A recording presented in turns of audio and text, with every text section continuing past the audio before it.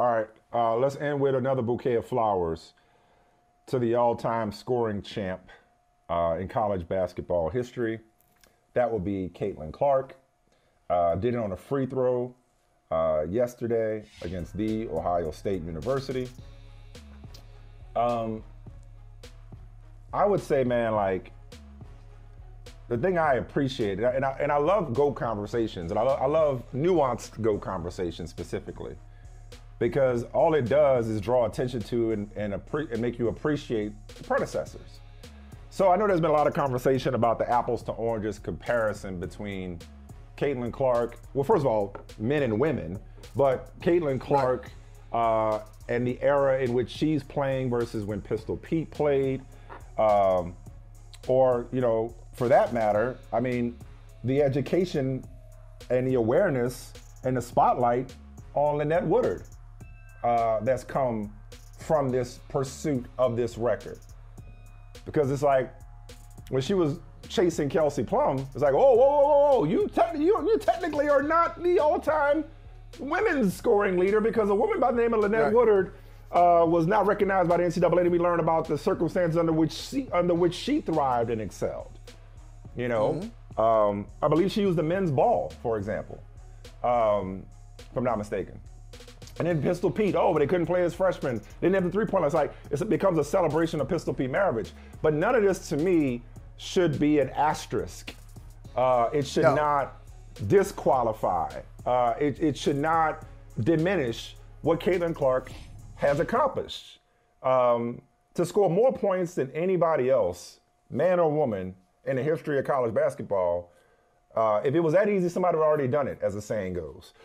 Somebody would already. Pistol Pete's record has stood for quite some time, you know? Make no mistake about it. And so, like, I like that people bring up the other people, because the other GOATs or the other scoring leaders, because it allows us to appreciate them, but it should not be used in any way to diminish or discredit what Caitlin Clark has done. Like, she got here fair and square, put the same ball in the same basket, you know, as anybody else, but just more so than anybody else.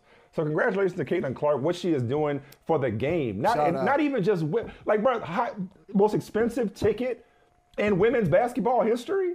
Like, what she's doing for the sport, not just women's sports, but the sport. What she's done for the sport. For the sport, for sport too. She is. You know, it's sophisticated, not sports, sport too. That's what they say overseas, for sport. What she's done for sport in general is incredible. She is the #1 name in college basketball. She's the #1 name in college basketball.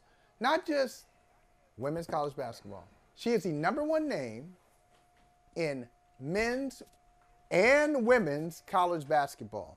What she's done for the sport is incredible. What she's done for modern sport and connecting us to the past, because I love her nickname. One of her nicknames, Ponytail Pete.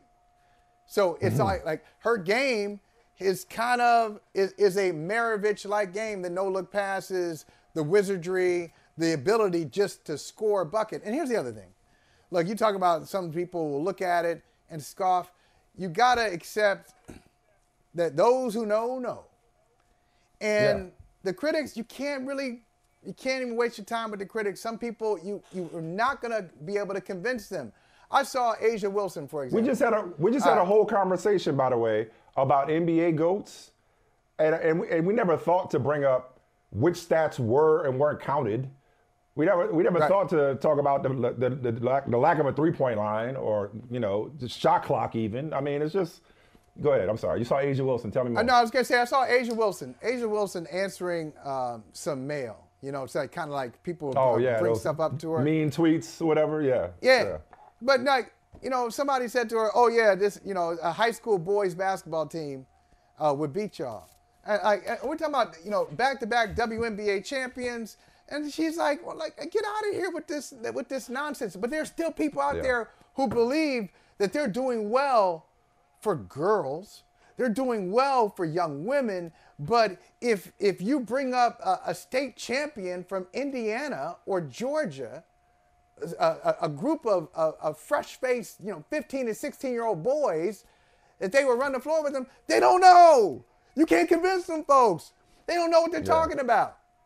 So really, Caitlin Clark is a baller. She's going to be the #1 pick in the WNBA draft. Everything that she has we got to done move to Indiana. In the college game, we're going to be privileged to continue to see that at the pro level. And that she didn't, when she comes to the WNBA, there's going to be a lot of attention on her. Let's say it now. She didn't build the W. She's not responsible for it.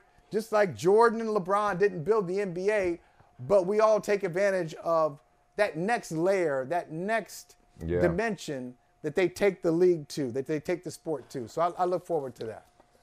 Congratulations, everybody can eat. Clark. Everybody can eat. We can celebrate everybody. Yeah. Like, obviously, she's not playing in the men's game. Obviously, she's playing in a different time and era and the different circumstances and rules than her predecessors.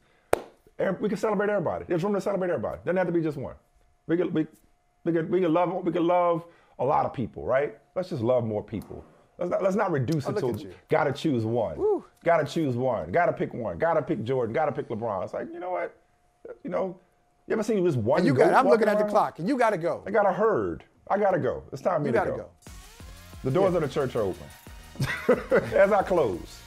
Hey, thank you for watching Brother from Another. If you haven't hit that subscribe button, go ahead and do that now. Don't forget, you can catch us 3 to 4 weekdays on PeacockTV.com and on Sirius XM Channel 85.